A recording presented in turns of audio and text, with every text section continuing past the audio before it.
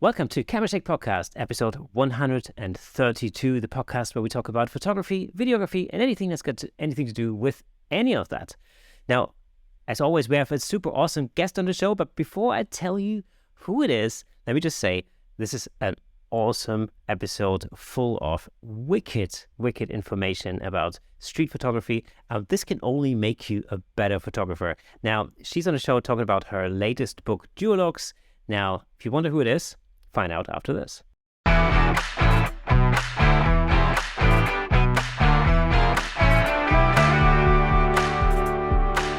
And today's special guest is none other than the New York City-based street photographer and author of a new book, Duologues. Give it up for Nina Welch-Kling. Nina, good to see you again. Thank you so much for having me back. I always love coming on your show, so I'm thrilled to be here. Thank you. Fantastic. A lot of stuff has happened since we spoke last. You've been on the show a couple of times before. In fact, last time you gave us some really awesome tips on how to improve your street photography, which was incredible. And I remember getting a lot of messages after that, when that show first came out. That is so nice to hear that it was actually helpful. Yeah, it's great. And I'm hoping we're going to get back into that a little bit later on because I have something planned for the next month or so that I could really use your advice on. Perfect. But how have you been? You've been really busy. I mean, a lot of stuff's happened. Yeah, I've been busy shooting, and also I got my first book published, which I think when we talked last, it wasn't even anywhere on the horizon. It was this far-off dream that, I thought would happen at some point. And it was one of my goals because, who wouldn't want a book published? And so it's been a year. And so I can talk a little bit about how it started, because I'm sure people would love to hear how do you get to get your book published?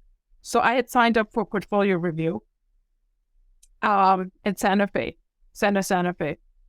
And so you apply with your portfolio, you get accepted, and then you can pick who you would like to talk to. And I don't know if you've done portfolio reviews, but it's definitely a very interesting and worthwhile process for any photographer to do. So as one of my goals was, I wanted to show it to publishers and maybe gallerists, or, what could be my next step in getting my work out. And so there were two publishers. It's kind of a lottery. So I ended up with two publishers. The first one that I showed the body of work was like, we're not interested. I'm not going to say who it was. And so it's 20 minutes and you're sitting there like, okay, so do you have family? I mean, what do you talk about for the next 20 minutes? And then I said, I understood. And he's, was saying this is because we already had body of work, a street photography, and it's just not what we are interested in. So that was fine. And so the second person that I met with was Alexa Becker, and she's from Kara, and she really liked the project. And she asked me after the review to send her a PDF. And 5 days later, she's like, oh, yeah, if you're interested, we'd love to publish it. I was like, wait. I mean, it's been a long process from that, yay, I'm excited, to learning what that all meant and what it meant financially and how much she had to be involved and how you get a book out on the market with a well-known publisher. But yeah, it happened. So that's been very exciting. So the book is based on a project that you started a little while ago called Duologues, which I remember we talked about that a little bit in an earlier episode. But just for our listeners and for our viewers, give us an idea of what Duologues means and what it's about. So duologues is actually not a made-up word. It's kind of like a monologue. It's a duologue. It's a play for two speaking parties. So in theater, if there's a duologue, that's what it is. So I took duologues because each one of my diptychs, so it's candid street photography that then is assembled into diptychs. Now, diptychs is always two photographs that have something in common. It could be a detail, It could be a color, it could be an idea, it could be a concept, it could be anything that I see between photos. Now, the process is a little more complicated than I'm making the sound, because when you have about, I don't know, thousands of photos, so how do you pick what should become a pair?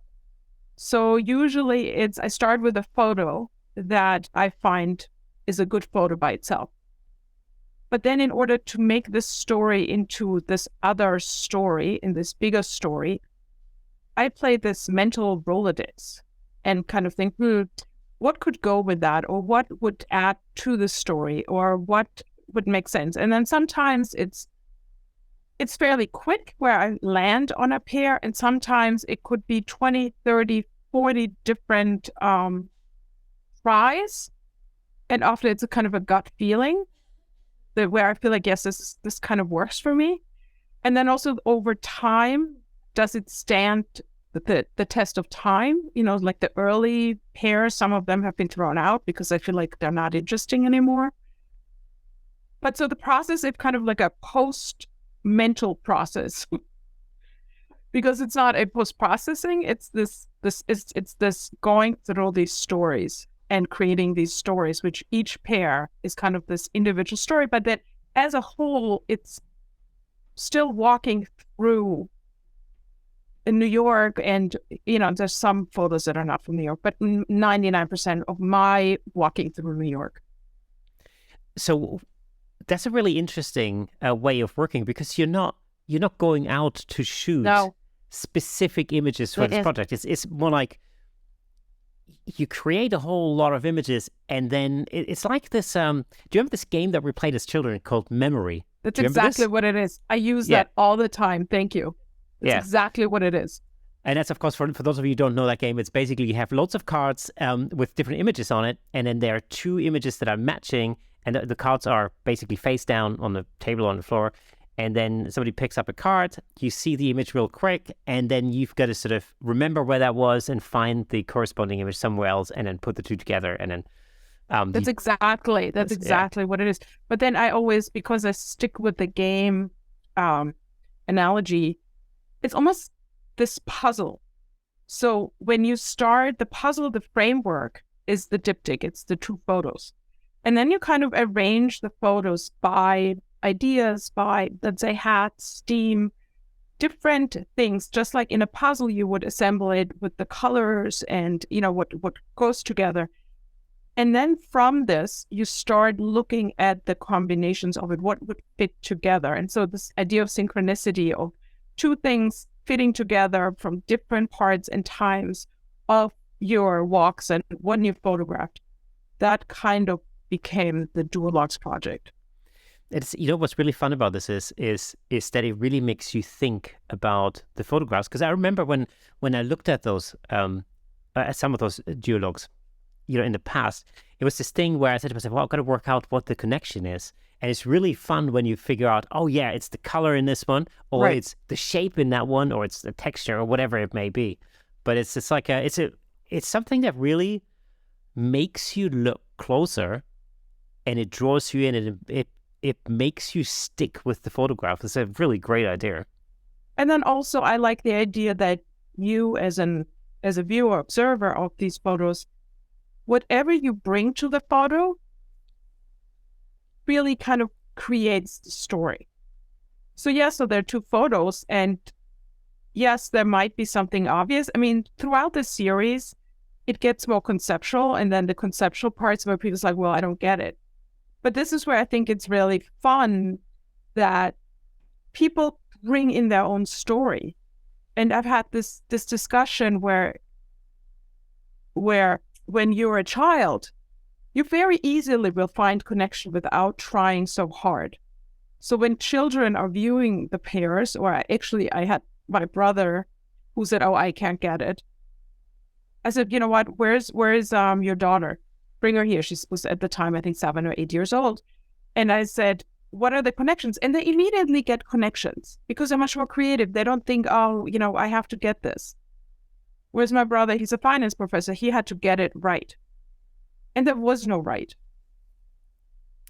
I feel like you're kind of beating me on the story game because, well, I'm trying to tell a story in the Three Heads in a Row project. I'm trying to tell a story across 3 images, and you're doing it in 2, which is phenomenal. But right, I mean, in the end, it's always the viewer who will make up the story, and I really enjoy that. I also enjoy when, but I don't know if you have that because you were in studio and not, like a quick second. There's always these discoveries that I make when I bring the photos home. And I'm sure when you shot street photography, it's like, wow, I didn't even see that. Because you see something or you focus on something specific, but then there are all these other things that kind of come into play on the street. And so often I come home and I discover things that I did not see at the time. And I do hope that when people see the book or when people see the pairs, that discovery happens for them as well. And I think it goes to the point that, you look closer, but the first time you might not see things. That sort of sense of discovery, actually, that corresponds very well with the Three Heads in a Row project, because to me, I ask people to pick 3 objects before the shoot. So, and, it could be anything. It could be something that's representative of what they do for a living. Like, I don't know, a carpenter could choose a tool or something, for example, that they use a lot.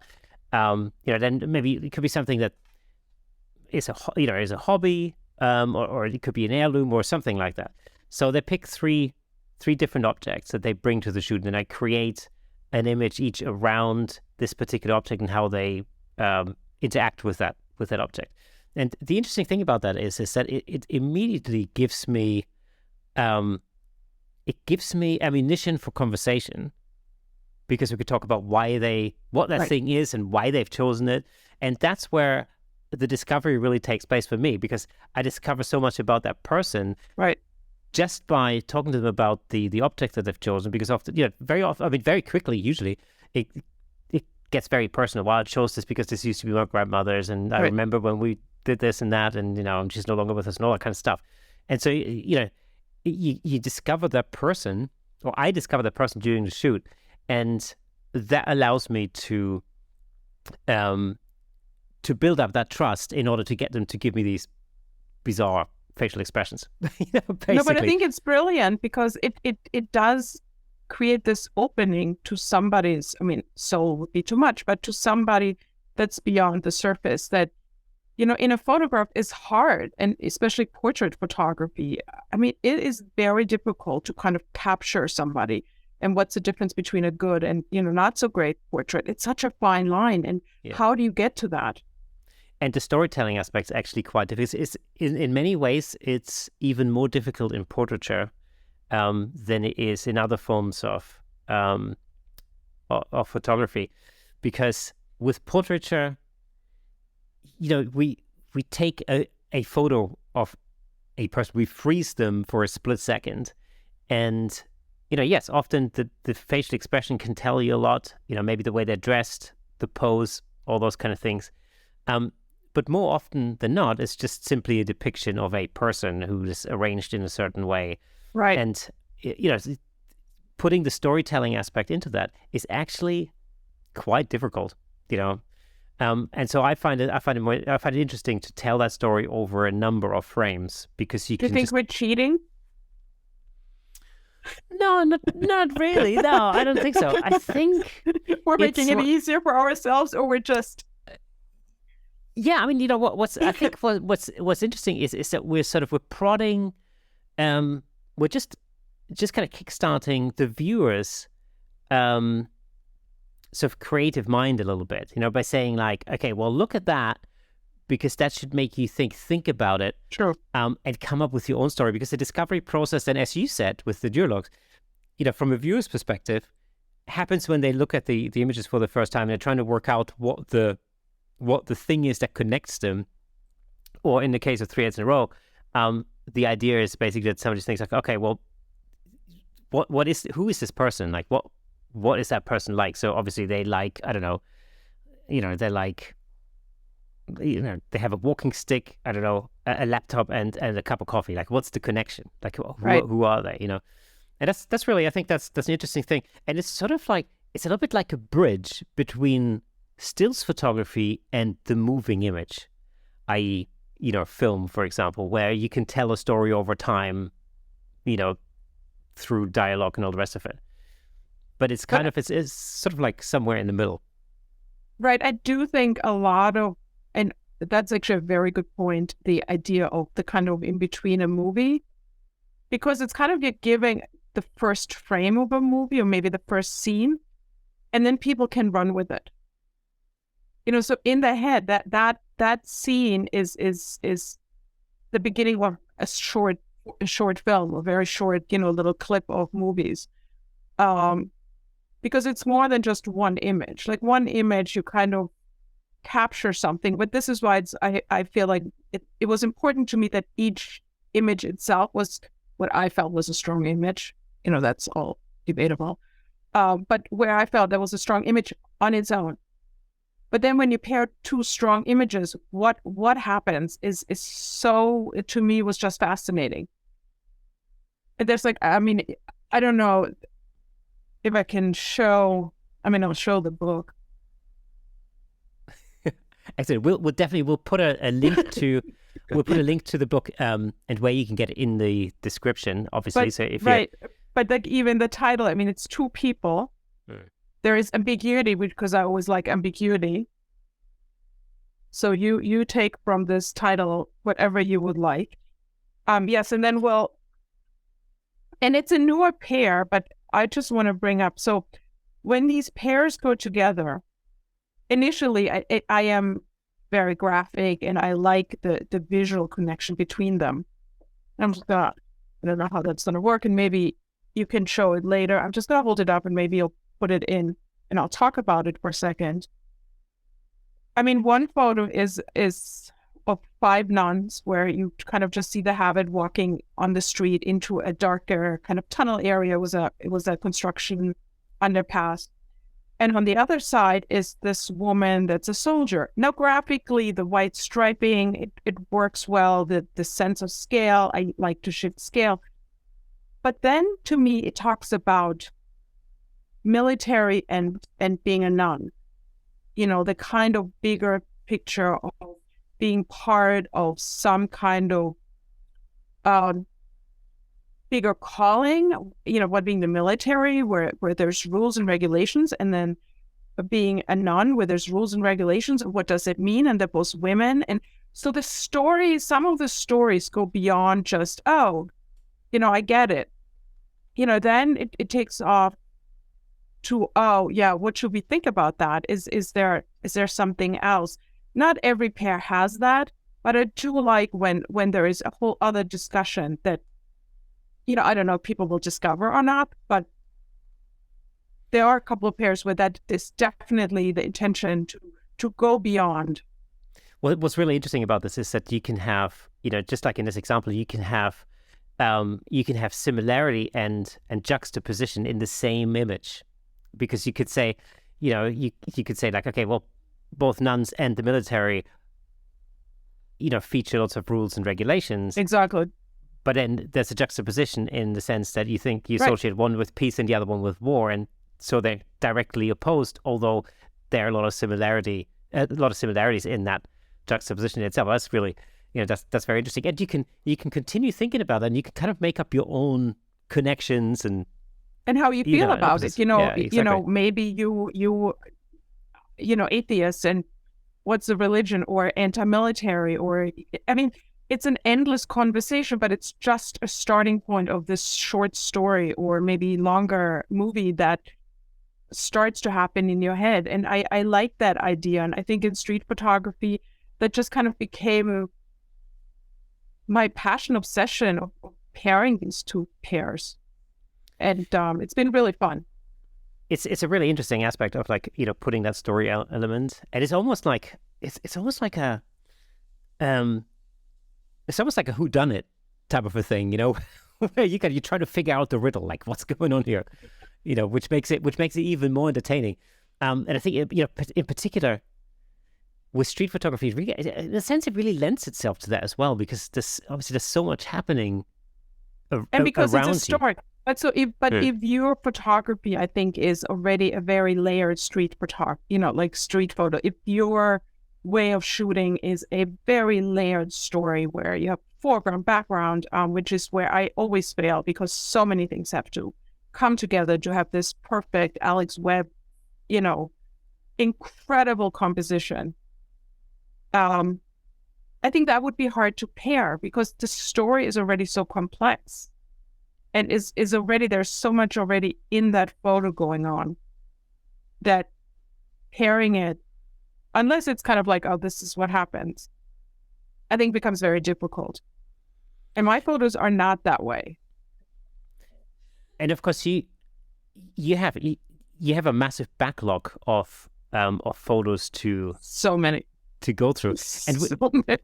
And I remember, we had this conversation in a sense in an earlier episode, where we were talking about, the way your method basically, or the way you approach street photography. Because I think, the thing for everyone getting into street photography, or even if you've dabbled in street photography before, it's always this thing where you go out on a trip, you go into town, you spend hours photographing, and then you come back and you load up all the images into Lightroom, and you go through them and you kind of go, man, I maybe have one shot that's any good. Like, maybe one. My hit rate is extremely low, and it can feel quite frustrating in a sense. But then when we had a chat about this in the past, you kind of said, yeah, well, that's the same for me. It's just I go out all the time. Right.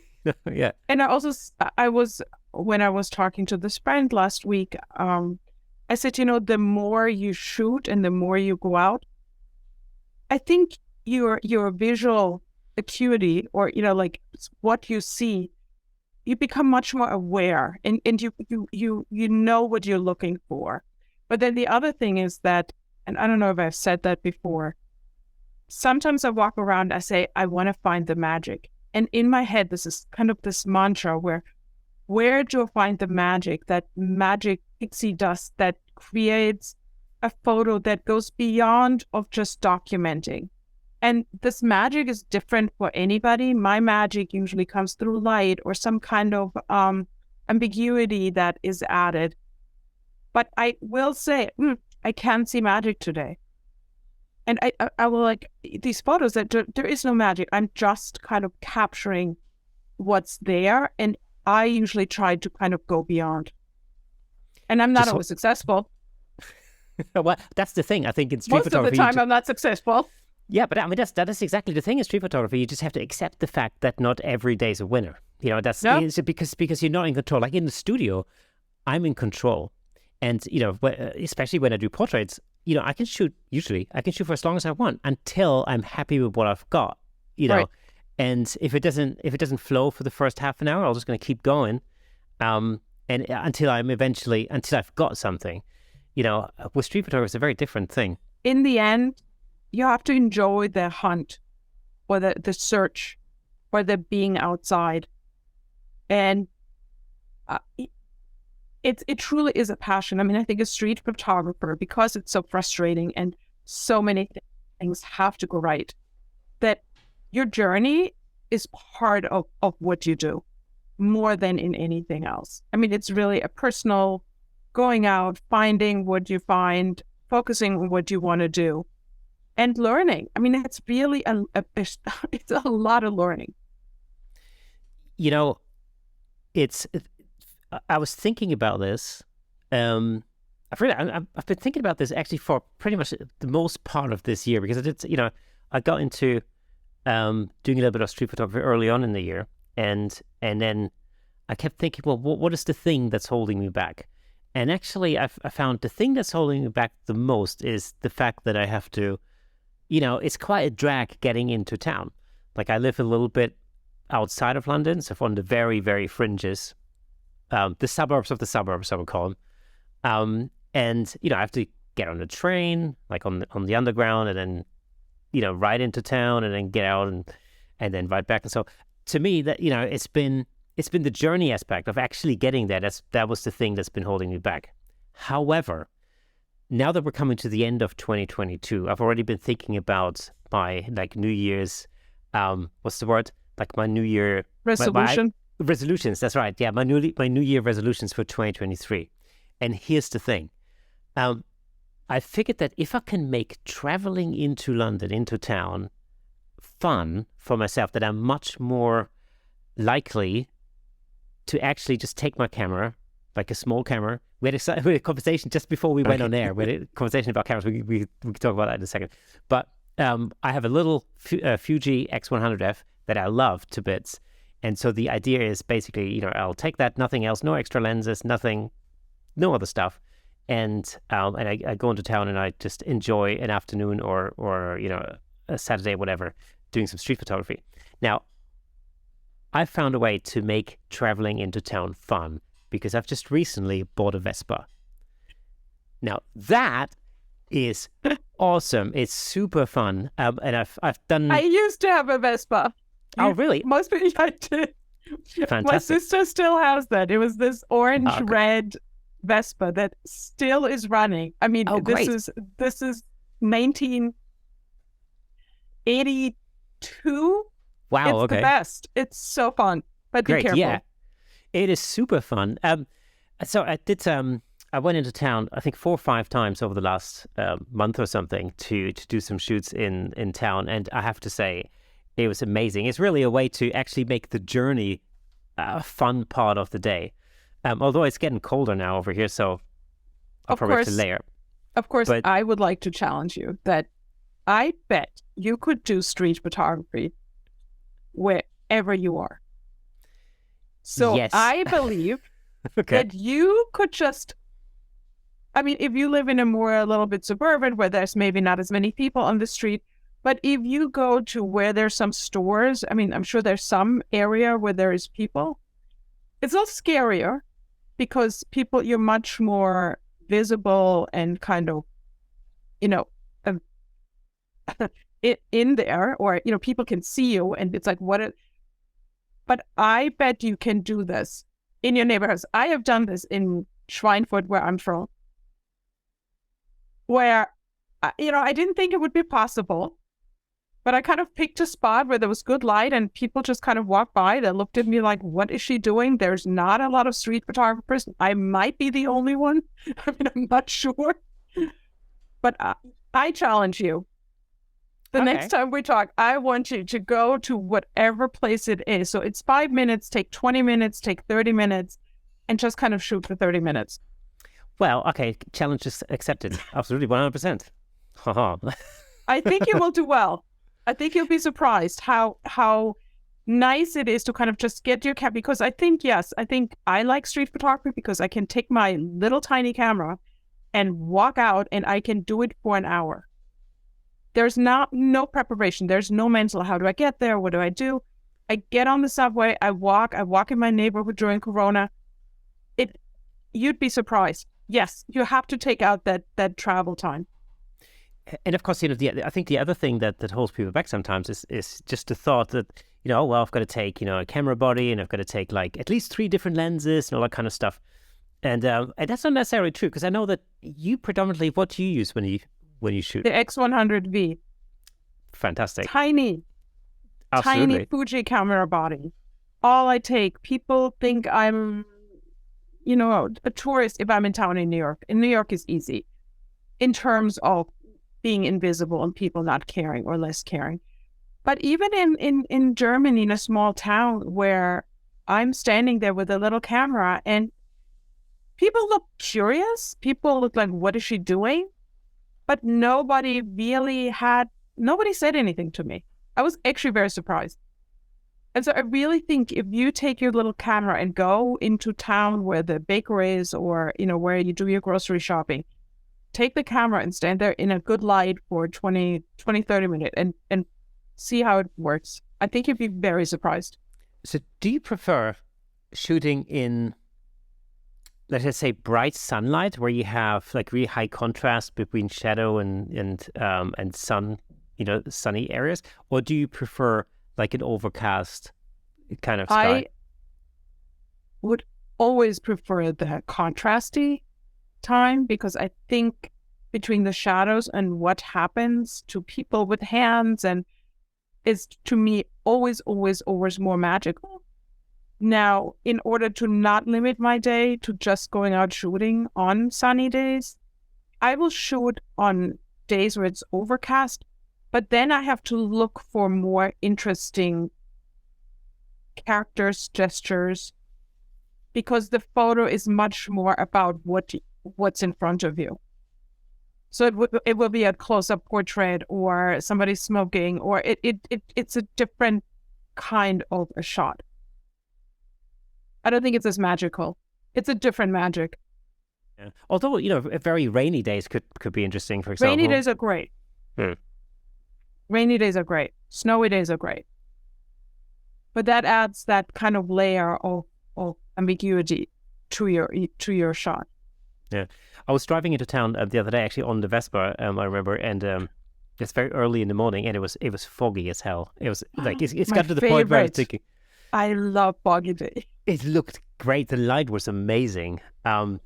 It was, I was slightly distracted by the fact that my visor was like fogging up, and I'm thinking, and at one point I'm thinking, hang on, is this my visors or is it actually foggy? And then it's like, oh no, it is actually foggy.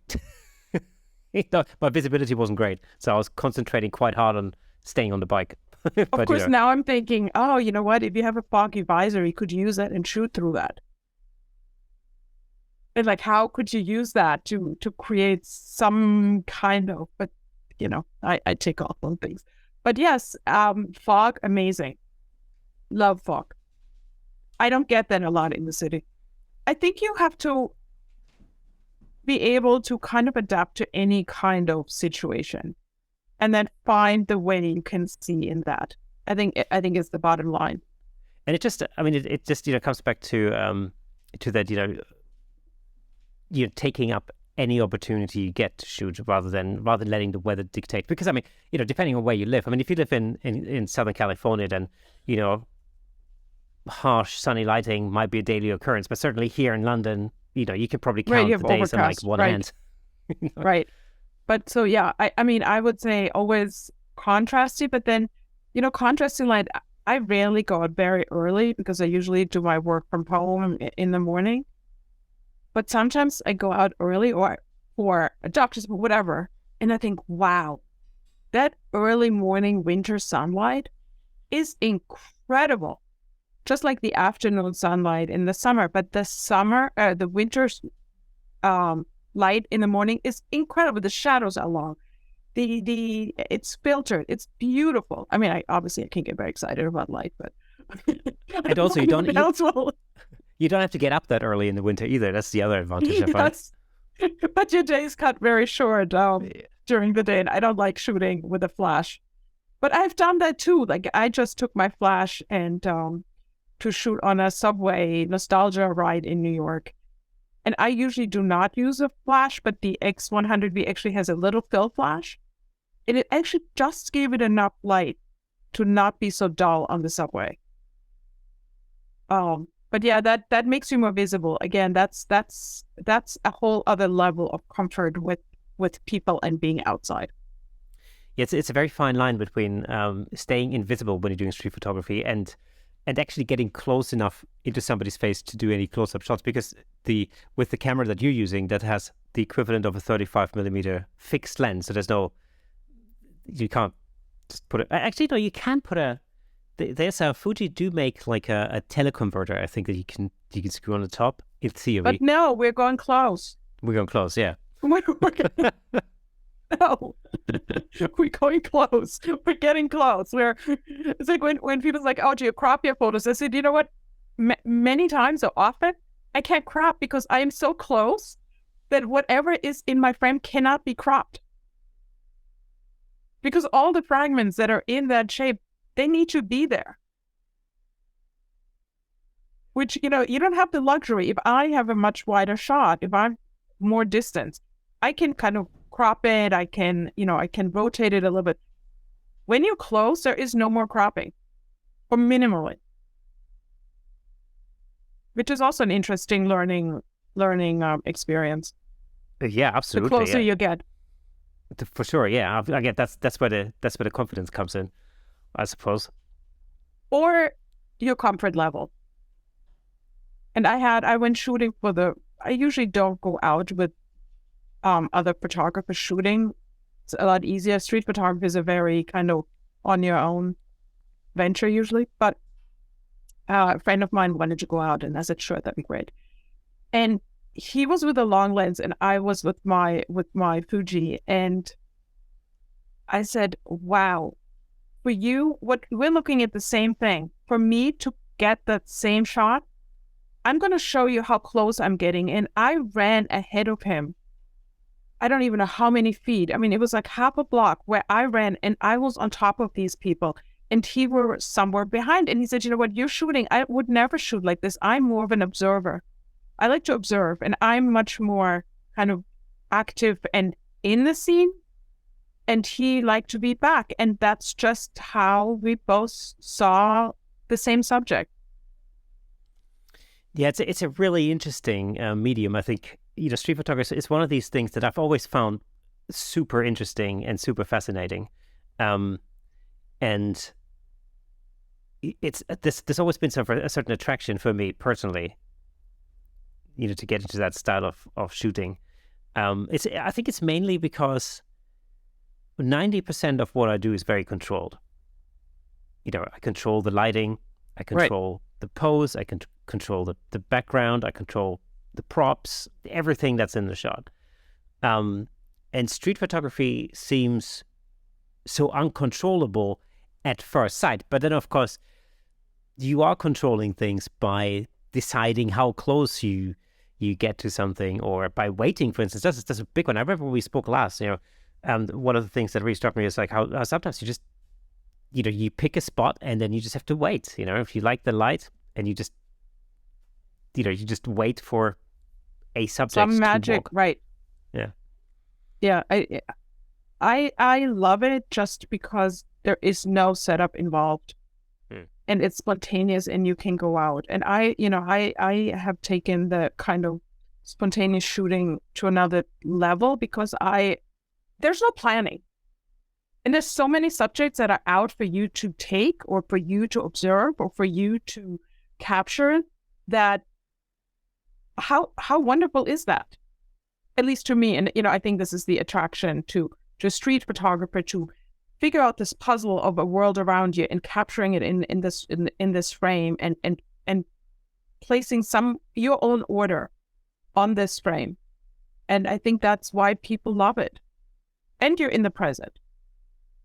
Like, you really, really need to be fully focused on what's happening around you. So I think cell phone off. And I was telling somebody, I'm actually very noise sensitive. Like, I don't love a lot of noise. And it's funny because I live in New York. And when let's say I would go to the theater at Times Square, it's so much going on, and it's overwhelming. When I go to Times Square with my camera, I don't hear it. Or it doesn't bother me. I focus on seeing the people. I'm kind of observing. I'm anticipating what's going on. The noise does not bother me. That's actually, creatively, that's a great place to be.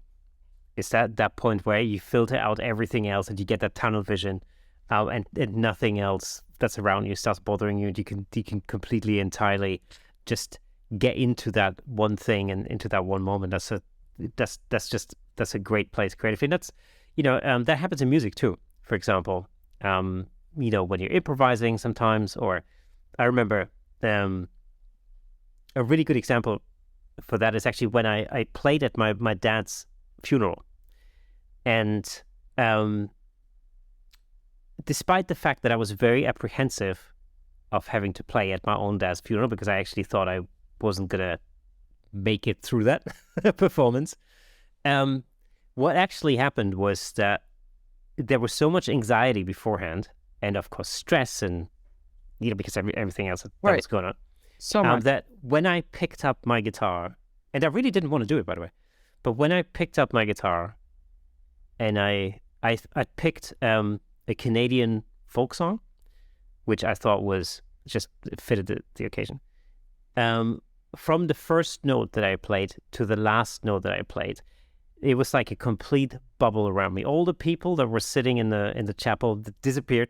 All the stress, all the other feelings, everything else just completely disappeared. And I managed to place the whole thing in a complete bubble. And whilst before that, I thought that was going to be the hardest moment of the whole funeral and this whole day, it actually turned out to be the best part of it, because it was, those were like the 3.5 minutes or something where I could forget, and I literally forget everything else that was going on. It was just, it was just like that sort of tunnel vision type of thing. So I think creatively, once you get into that, it's a perfect place to be. And I think I think it's harder with portrait photography, maybe because you're continuously kind of interacting, but kind of the walking, and it's not true that I'm not interacting. I mean, I actually like interacting with people, but it kind of, that it's the anticipation and looking ahead of what could be, or what do you think could happen, or the light. Like, there's a lot in street photography. So to the point of component, you learn a lot of it is, and I think a lot of street photographers talk about this, it's like, I'm anticipating where this person is going to go. So like, I will see a person and I'm anticipating, what, this person is going to walk there and I see this light. So if I position myself, but that's a lot of kind of thinking ahead and knowing what you're looking for, I will run to that spot and kind of wait for that person to come. But I already in my head planned out this shot. Might not work out. I might be too slow. They might turn right or left. But there's this kind of planning that I take, it's like, that's like the balloon shot that I think we talked about in an earlier podcast, where it was all about the light. But I kind of anticipated then that once I saw that the light hit and I discovered that in that second, I knew that was important. And that comes, I think, with a lot of experience. So unless you go out and shoot, this will not happen, because you don't have these tools that you already discovered on earlier failures. I think that's a really good point. It's learning through failure is such an important aspect. Right. When you go home, it's like, oh, damn, why didn't I? But that becomes part of your repertoire of, like, the next time, hopefully, you remember, oh, yeah, you know what? Oh, yeah, I need to get this right. But this needs to happen for the photo to improve. Yeah. Well, that just comes with experience. Absolutely. And again, there's a perfect parallel in music. That's how you learn how to play through failure. You go over it again. You think about, okay, what went wrong here? You do it again. Improvisation is the same thing, except, of course, we always say, if you play the wrong note, play it again and pretend it's jazz. I'm not sure how we're going to do this in photography, but you know what? Exactly. You take multiple shots. Yeah. You take multiple shots and then you hope for the best. You know what? And honestly, you lose a shot, there's plenty of more. Like, don't think about the shot you didn't take. Go on and shoot something else, because there is always something else. Isn't it interesting, though, to think that, I mean, of course, in the digital age, this is really easy because we can take thousands of shots and then, but I'm just thinking, like, in the film days, like, it's very interesting to think of that as a limitation, to have, 36 frames on a roll of film, for example, and you kind of go, okay, well, that's what I've got. So, and I've got 3 rolls of film, so I'm already limited. Really hard. I think we got as a class assignment once, we were only allowed to take 10 shots for the week. And of course we all cheated because, but if we would have taken the 10 shots for time, like, with digital, you can't really, it was an honor system. But that's a very different shooting. That is really hard. It's all hard, but it's all wonderful. But what is really what is actually wonderful is that you can put these limitations on yourself, and it just makes it interesting. Like, for example, we're talking about the Fuji X100 series with a fixed lens. That immediately is a limitation, because now you can't change different lenses and you can't use different focal lengths, but you're limited to this one focal length, and that is just what it is. And if you want to get closer, you're going to have to walk in and walk closer and get that shot. And likewise, you can't zoom out. You're going to have to step backwards. So it limits you in what you can do. But in that limitation, that's sometimes where the art actually is. That's what kind of pushes you forward. I love limitations, because I think when the world is your oyster, it's too overwhelming. And then Yeah. you can kind of create your own voice, because then it's like, what voice are you going to listen to? What sound is it that you're going to make? I think it's hard. I think the more limitations you give yourself, especially in the beginning, the easier it will be to get to a level where you're happy with your work. So limitations can be a really great thing, but it can also be somewhat confusing. I went to Germany over the summer, and I took my little X100F, and what I did was I set up 2 color profiles, because it's fun. You can do that with the Fuji X series. You can come up with your own little color profiles that you can apply to JPEG. And I thought, well, okay, I'm not going to shoot RAW. I'm just going to shoot JPEGs, because that's another limitation. I mean, there's always a RAW behind it if I need it. Right. But I came up with these 2 color profiles, a black and white profile and a color profile. And I thought, okay, well, what I'm going to do is I'm going to go out and only shoot black and white images on that particular day. And the problem that I had was I'd come back, I would look at a scene and I would think like, oh man, the sky, the color in the sky is amazing. I really need to use the color profile here. And so I did. So I ended up flip-flopping back and forth between the 2. And I remember flying home thinking, you know what, this really didn't work for me at all. I need to actually limit myself even more. I need to say, well, no, I'm not going to have a black and white and a color profile. I'm only going to have a black and white profile, and that is it. And I'm not even, so there's no, so the thought of like, ooh, there's a cool color in there, or the sky is, has a cool color, that really it really needs the color profile. If you take that choice away, you don't even end up thinking about it. So you're not wasting any time thinking about it, if that makes any sense. No, it makes total sense. But then I guess I go back and forth between black and white and color. And there are certain photos where I just know that, but again, because of the high contrast just really works well in the black and white, and it kind of minimizes it. It gives it that minimal feeling, and you still see the background, but your eye focuses in a photo on the lightest part. Like that's what you're drawn into. So in whatever photo you're printing, or if you're printing, or that's where you're looking.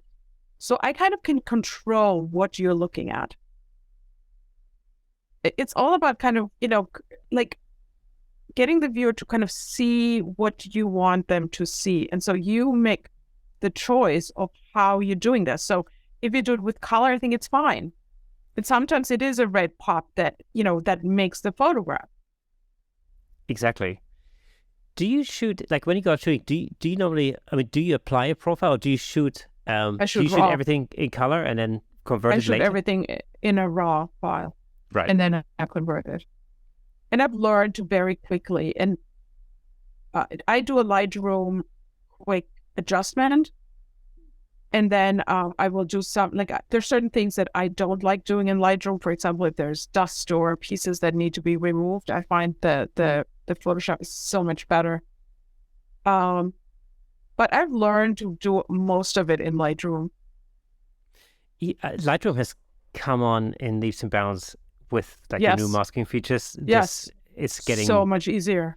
Yeah, it's getting so very much. close. The masking has made a big difference. So if you haven't tried it, it needs to be tried. But yes, but so I think it's all in the end. It's all about, you want to show where you're looking, if that makes sense. Like I want you to see what I'm seeing, and I am seeing contrasting stripes or lights or whatever I am looking at. And if you see that the same thing I see, I was successful in telling you my story. Going back to the storytelling, but somehow you need to kind of filter your eye into this photograph. So if you could give me one tip for something to do or look out for on my street photography trip that's coming up in the next few weeks, what would it be? I think look for an area where the light and the dark meets. So, because then the person that kind of walks into the light if you expose for the light area, the rest will kind of be dark, and that creates this order in a photograph. I mean, that I think is like such a easy kind of setup for people that don't know how to kind of put an order into that frame. That creates, and ideally there's some kind of triangle where it meets, or it could be further away, it could be closer, you could do close-ups of the face, or you could just step back and kind of have people walk in and out of that. But these transition areas, I think, help to create this order very easily if you expose it right and manually expose. Excellent. So how do you, because we were talking before we came on, we were talking a little bit about zone focusing. And yeah. I remember you said you don't particularly like that technique. How do you normally focus? I am on autofocus, but I have really bad eyesight. Mm-hmm. So I rely on, and the Fuji has a really good, but also when I shoot in these very high contrast areas, I sometimes shoot at f/16. I know we weren't going to talk technical, but I will shoot at an f/16. So and I know it's like f8 because that's where your lens is kind of the sharpest. I wasn't trained as a photographer, so I kind of do what works for me. So I really will shoot at f/16 a lot. And I will have my ISO, never at 100, it's at 400. For me, it's more important that I get that crisp shadow, but don't overexpose the highlights. And I think I talked about this before, that when your highlight is overexposed, the shot is done. Yeah. So you're exposing for the highlights, basically. For the highlights. And then everything else. And that's what kind of creates the order. Because it falls, the shadows will fall into dark, and all of a sudden your order in your photo, if that's what you're looking for, it is it's simplified. Okay, well, I'll take that as a challenge. So that's like, what? That's what I shall be trying. Incidentally, so I mean, as we're recording this is what day is it today? It's Tuesday today. So this will obviously, if you're listening to this episode on the day of its release, it'll be Thursday. So we're recording this a few days before that. But I'm planning on going to London for some street photography over the next few weeks. If you're interested, if you are in the area. If you're interested in joining me, then just either hit me up on all the social channels, Camera Shake Podcast on Twitter, Shake Camera actually on Twitter, or Instagram, Camera Shake Podcast, Facebook, wherever. Actually, that brings me to another thing. So one thing we do, I started doing in the episode, is a listener shout out. And so today I've got a listener that I want to shout out. Now this week's shout out goes to Will Griffiths, or Will Griff Photography, because Will has become the 500th subscriber to the Camera Shake Podcast YouTube channel. Will, awesome! Thank you very much for listening to my plea and subscribing to the YouTube channel. That's fantastic, 500 subscribers.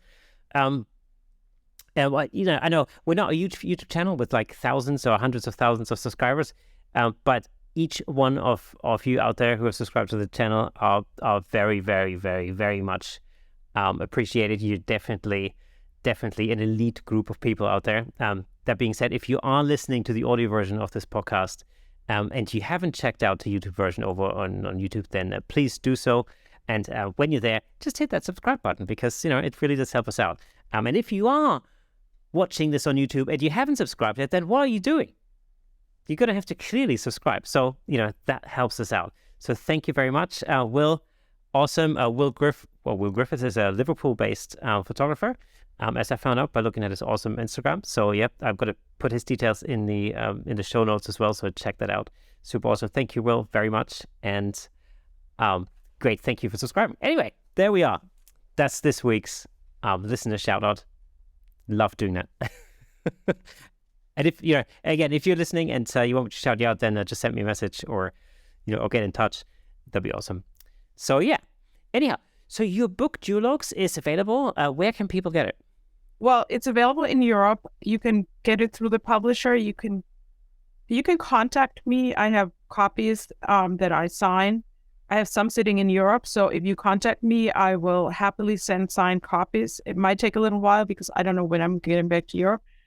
but I have them there. In US listeners, I have them on my website. They're not available until April in the US. So Europe was ahead. But I know my publisher, Kara, Amazon, Barnes and Nobles, you can get it anywhere. Oh, fantastic. And again, we'll put some links Perfect. in the description. Yes, so please. Great holiday present. Oh, 100%. Well, signed photo books. Definitely something not just mine, anybody's. I think it's such a nice present for all my colleagues who are between the Kickstarter campaigns and how we're all financing the books. But yes. But, I love photography books. I have a whole shelf full of them, and that will definitely be one that I'll add to my collection. Perfect. 100%. Thank you so much. Plus, I'm really curious to see more of the Duologues, because I've seen some of it, but I'm curious to. I think it's 50 of them. Fantastic, awesome. Thank you so much. Now, before we talk about your latest project, which strangely is different from what you've done before, I just want to talk a little bit about the whole process of putting a book together. I mean, how difficult is it to actually publish a book? Because first of all, you have to have the content. Obviously, you have to have the photographs. But then, what's the process like?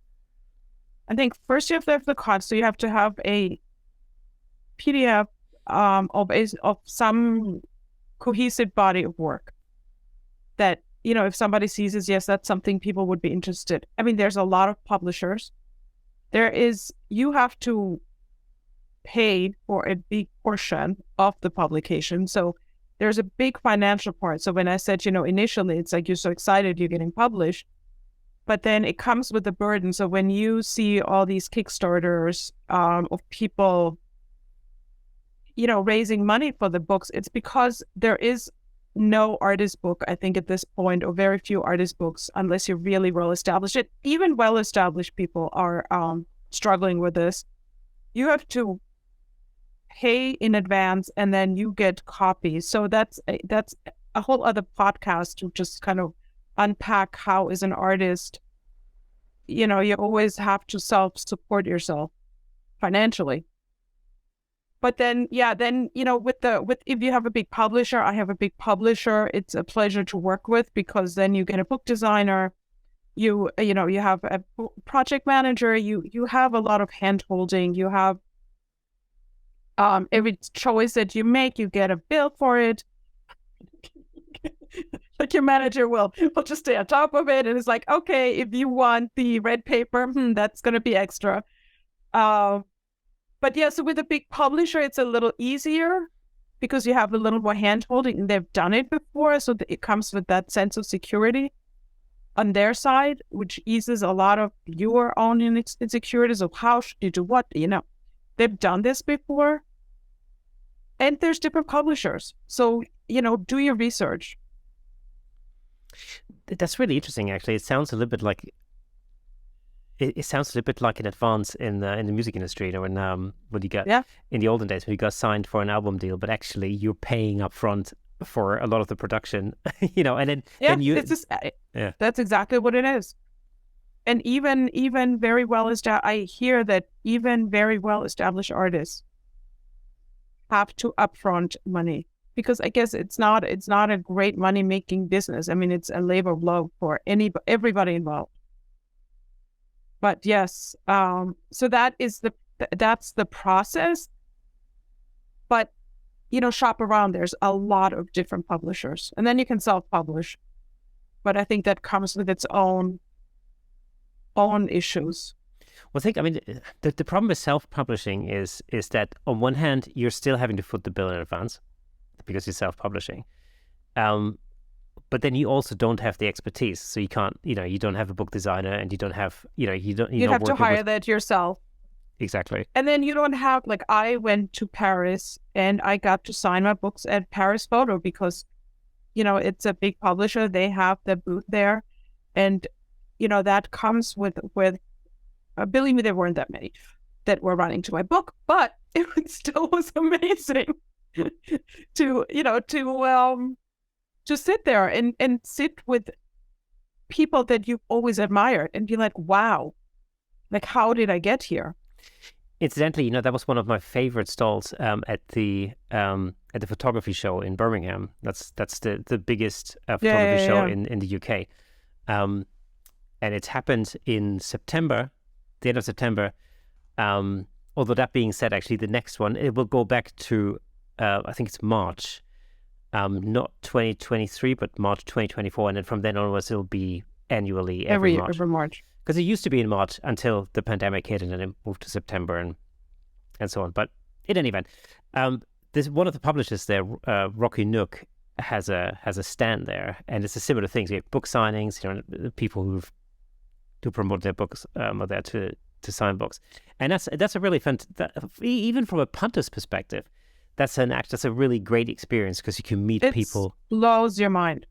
It really blows your mind because you have everybody. I mean, in Paris, you had any living photographer there walking around, and it that kind of blew my mind to think that I'm there with my book and not a very big name photographer emerging, whatever it's called.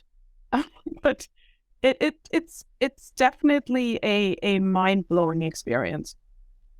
You should definitely come to the next photography show in Birmingham. It'd be amazing. I'd love it. It's in March 2024, so it's a year and a. Okay, plan ahead. Yeah. But it's a great experience. I'll tell you what I love about it. And of course, listeners to this podcast will know this because I've been talking about it a lot because it's only just happened really a few months ago. And I always do an episode at the photography show. So that's kind of part of it because it's just super fun. But I tell you what, the greatest thing about it is, it's not all the gear that you can lay hands on. It's not all the workshops, and there are tons of workshops, and you can learn a lot. I mean, it's very educational if that's what you're after. But I tell you what, the number one reason why people should go to the photography show or to any photography type trade show like this is just simply because of the amount of people that you can meet. The human interactions are amazing. I've made so many friends at the photography show. It's unreal. Because you're going and, you have one thing in common. And Absolutely. So you could be, in this big world of photography, but there's always something you can connect over. And it's really fun. And, building a community and having other photographers in your life is definitely a fantastic experience, a fantastic opportunity to exchange ideas or run by, this is what I'm doing, or whatever piece of advice you need, and keep in contact. Yeah, it's a photography. It's often said that photography generally is quite a solitary thing to do because it's just you, doing it. And something like a photography show, for example, is a perfect opportunity to meet other like-minded nerds. My wife always says, you go to the photography show, you can nerd out with all the other nerds. Yeah. It's perfect. It definitely. And yes, and if they have book signings, go and meet the photographers. I think it's really fun to talk to them. And trust me, any photographer will be happy to talk about their projects. Oh, absolutely. And share anything. I mean, it's not like, thrilled to share, how the project came about and what you do and how you do it. And if anybody's interested, yay, you're thrilled. Yeah. I need to keep an eye out for the Paris photo show because, I wasn't even aware that it was happening. It's just, I saw you put something on social media and I thought, oh, Paris photo show. I didn't realize it was on. So maybe, I don't know, maybe next year I might do a show. Every photo publisher, it is truly any publisher. Like if you're looking to find a publisher for your project, go. See what they're putting out there. It's very different from very one-of-a-kind art books that are hand-bound and Kara is a much more commercial, I would say, produces a lot more books. All of them come with their own issue. It might not be the best time to pitch your work, but I think it's a good time to look and see if your vision fits into their program. It's just simply a great way to make connections to start with, whether you think it's the right time to pitch your idea or not. But, the thing to remember is that no matter whether you want to get in touch with manufacturers, for example, or whether it's publishers or whatever it may be, the thing to remember is that there's always a human being at the other end. Although we think of manufacturers, for instance, as companies, there's always a human being in there. Yeah. And those sort of those occasions are perfect occasions to actually get to know the humans, and then build follow up with connections. an email. Like I do that all the time. I mean, might not go anywhere, but it's just like, I was meeting you. Here's just quick email. So easy. So that, you kind of have that connection and build this group of professionals around you. It's hard. So it's work we don't want to do. But that's like a whole other podcast. And like, how do you, as a fine art artist or photographer, how do you build your business? That is no business. Exactly, yeah. Turning photography, especially fine art photography, into something that pays the rent. Right, exactly. That's. I mean, even any commercial photography, actually, not only necessarily fine art. It's definitely it's a quest.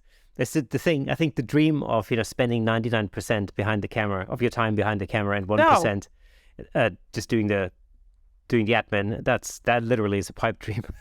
I've been doing shipping and handling. Yeah. But like that's my, that's what I do right now. I'm like figuring out what's your postage, how do you ship it, what's the easiest way. That's what you end up doing. Okay, let's talk about your latest project because I'm really intrigued by that. So currently, you're working on a portrait series? So you might be able to see behind me, it is still candid street portraits. With the idea, and you can go on my website and I'll send you some photos, with the idea of what is it you remember when you walk on the street and encounter people in fragments, and how people are so plugged up between earphones, phones, music, how you do not pay attention. And this kind of started during COVID, and I didn't want to be as close. I mean, I wanted to be close, but not physically as close. So I went out with a long lens. So I think 135, whatever the longest is. And I wanted to see how people respond. And nobody cared. And I'm still close. So when you look at the portraits, they are very close. But they're fragments of, but it's more of it almost is very painterly, and it's about the color of the background and how it's but it's the kind of memory you have when you get home, and most of us have none, of the people that you see. So it kind of started as this experiment. And it's nice because it's just it's all color. It's very different. It's very different, but it's the same because it's still candid street photography. That's really interesting. I mean, I'm looking at the shots, behind you, and the colors are really phenomenal. Amazing. How are you achieving that look? Well, there's it's a long lens, and then I partially put sometimes something in front of it, or like a glass or whatever it is, and that kind of creates the idea of in focus, not in focus. Because some of them are very crystal clear, and some of them are not, and some of them are fragments, and some of them, I don't think I have any up. Sometimes it's a flower, sometimes it's a banana people eat. So it's all these things. But again, I didn't want to be that close. I ended up being very close. I mean, about a foot away from people sometimes. Oh, wow. Okay. Or two. As much so sometimes the blurriness is because I'm too close. As crazy as it sounds, I mean, my focal length just does not capture that cannot focus that close. Are you following people around, or are you? No, I'm positioning myself. Right. And I look for kind of where people have to walk into me. There's a lot of them here are side views, but I've tried more like how can I get eye contact from them, so that not every single one is kind of the side view. And so it evolved into how can I be in front and still get the kind of background and the blurriness and interesting people. What I found was that, and I think I have about 500 shots, that people look beautiful, no matter who it is. There is this variety of people, and I feel like they're all beautiful. There's like this inherent beauty when you shoot them this way that is kind of very painterly and not as harsh, and it kind of has a softened effect on people, even so it's in New York and people are walking by and they're annoyed. But across the board, I've not found where I didn't find it's a beautiful portrait. They might not find it as beautiful, but I feel like it gives this very poetic view of a person on the street. But it's candid, so yes, it's different, but it's still the same. Yeah. Well, I mean, that's the interesting part of it, though, is that, you're finding new ways of creating, a new series within the same, in a sense, within the same genre, context. right? Within them, yeah. Absolutely. That's super interesting, and of course, that's very different from a lot of the other images of yours that I've seen. And a lot of the duologue images as well. But it's so interesting because now that I've shot a lot of these, my black and white is kind of, if you go on my Instagram, when I was in Paris, I have a photo of this guy with the cigarette hanging out of the mouth. In a way, it's kind of like these, just without but there is a little bit of blur in the background, and it is a similar way of seeing people. So now I'm translating what I've learned shooting this way. I'm using it in my like in the more candid street shots. That's the beauty with art in general, is that everything that we learn, I always sort of compare it to like throwing it into a bucket. You learn a new thing, you throw it in the bucket, and you learn another new thing, you throw it in the bucket. And actually, what happens is over time, you mix all of that up, you shake it up, and then that just becomes you. And your personal style, over time. And your bucket becomes fuller, and there's more things to, and, going back to the idea of discovery, when I started this project, my initial ones were very different. They were much more fragmented.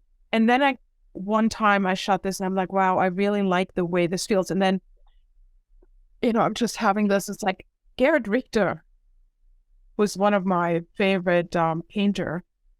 I went to the show, and in a weird way, they very much have that kind of blurry feeling.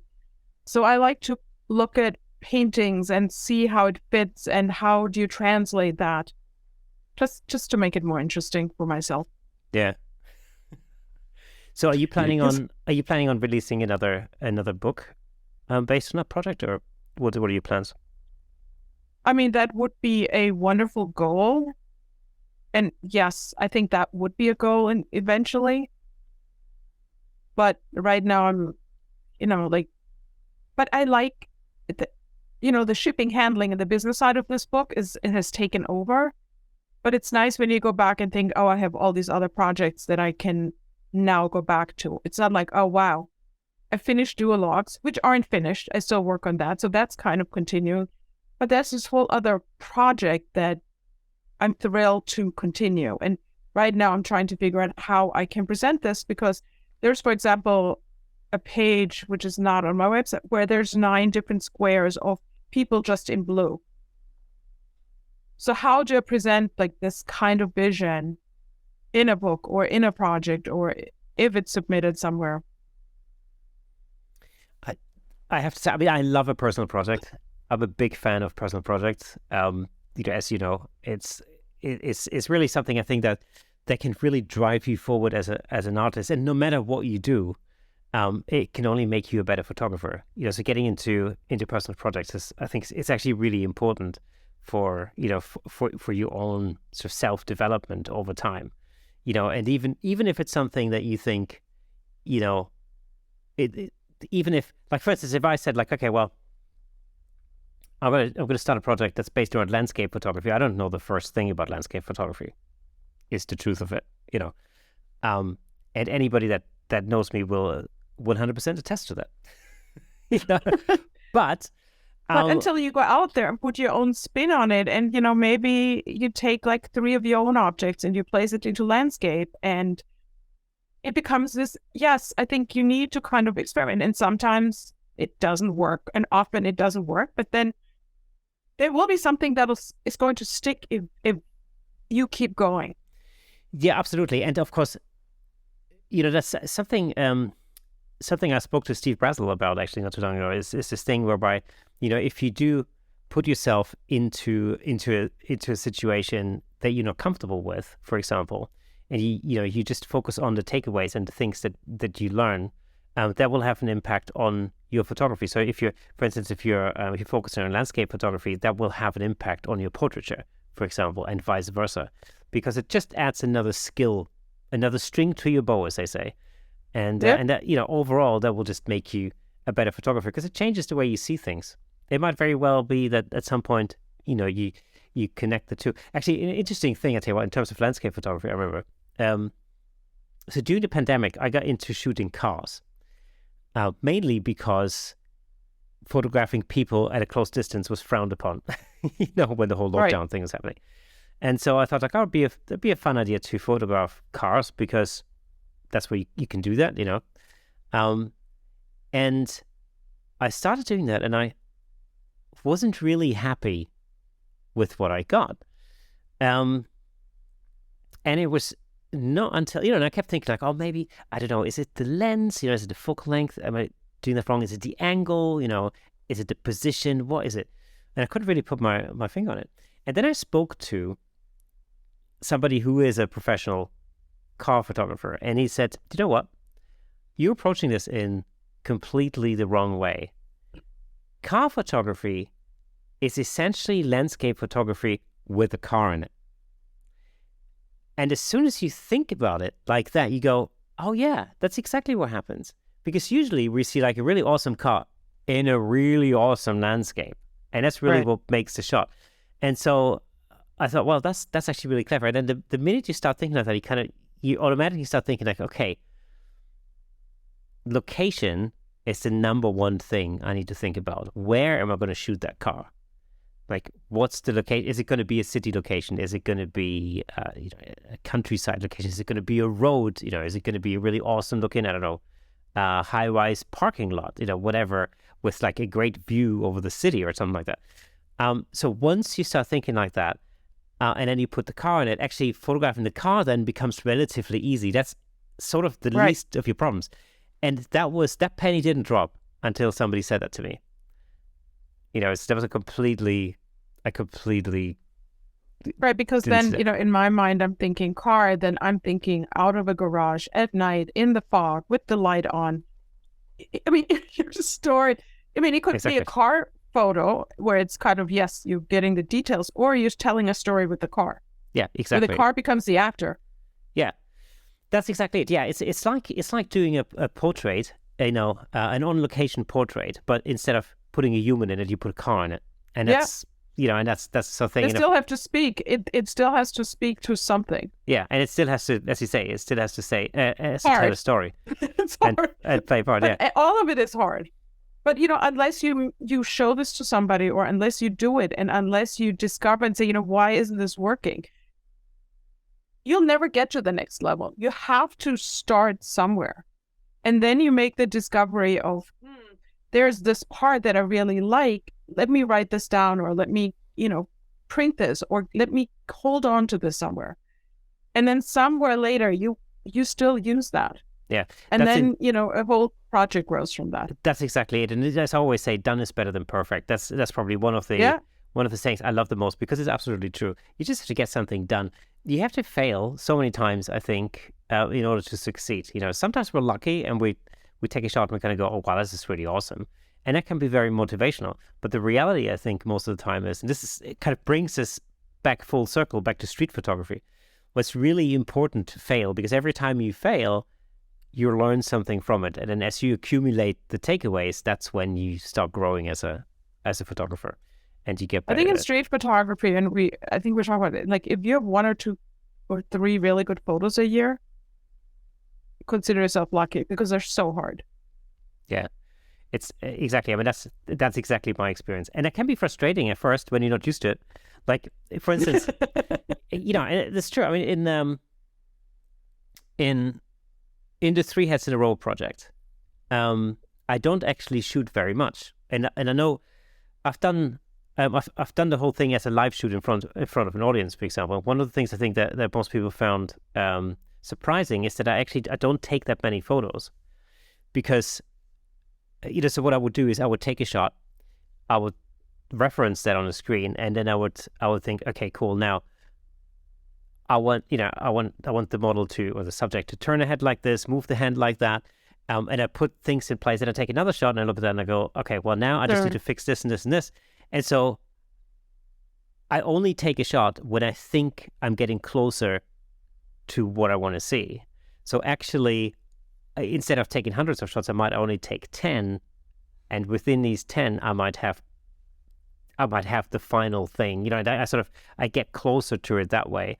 So my failure rate in that respect isn't that high. But it's also something that's developed over time, because I've been doing this project for a few years, and I've had so many people in front of the camera that I've sort of gotten to that point where right. And your lighting, like how you want to set this up, like there's certain set pieces. Yes, exactly. And then you can just focus on the person and on posing and the parts that make the photo. But you need to have all the other pieces, and you needed to learn that. Yes, absolutely. And over time, I mean, I've tried so many different things, and I failed in many aspects. And actually, I've changed a lot of the details in that as well. So, for example, when I first started shooting it, I started shooting it with it was a speed light and a pop-up softbox. Like a super cheap $20 pop-up type of a thing. Worked perfectly fine. And then I got tired of changing out the batteries and the speed light, so I thought, okay, well, I need a studio strobe to do that, and then need to plug that in. Yeah, and then the modifier didn't fit on the strobe, and then I got an octabox, and I shot with that for a little while, and then at some point I thought the octabox is quite big, and I kind of thought, well, now I don't have a lot of space because my shooting space is dimensionally challenged, let's say, and so I thought, well, if I use a beauty dish, it's shallower, so I have more space. So actually, I can see the other person better, and I don't have this softbox between. Right to duck around. Yeah, exactly. So I kind of I figured out a way to make that work. And so, and every time I change something, I actually try to do it in a way that I keep the essence of what makes that look.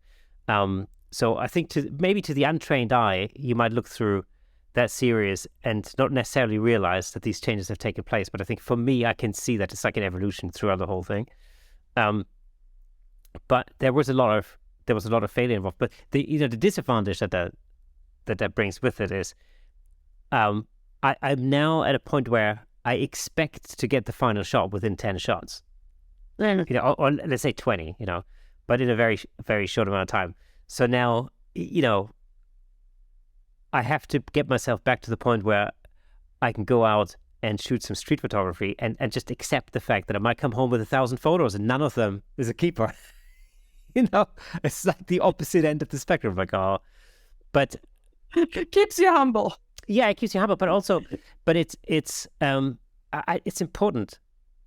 I feel it's important to do that because it just pulls you out of your comfort zone.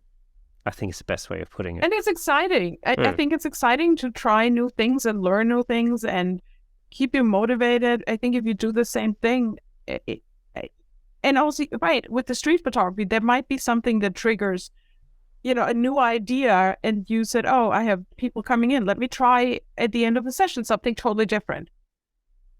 So I have these people, so I might as well just try something else. It could be fun.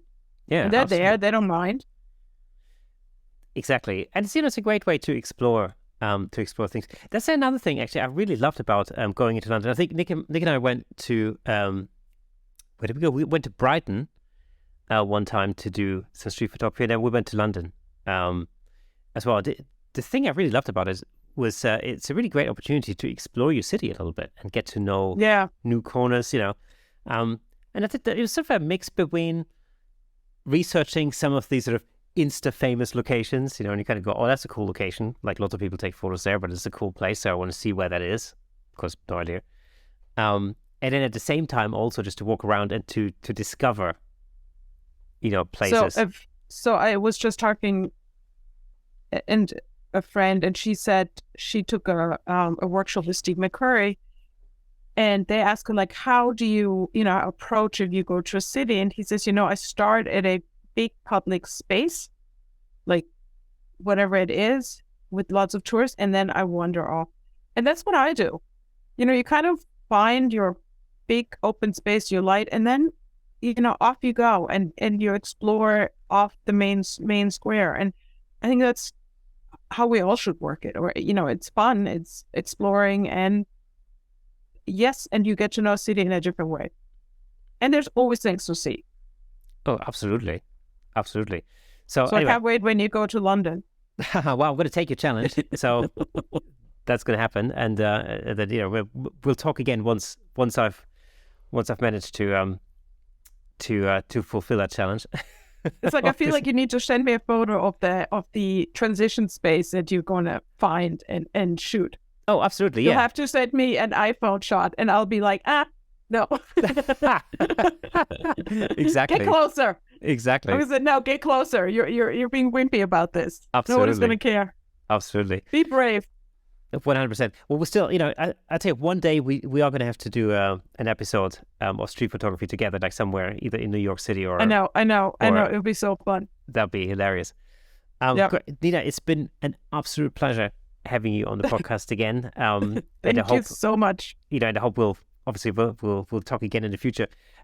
It's been, as always, super educational.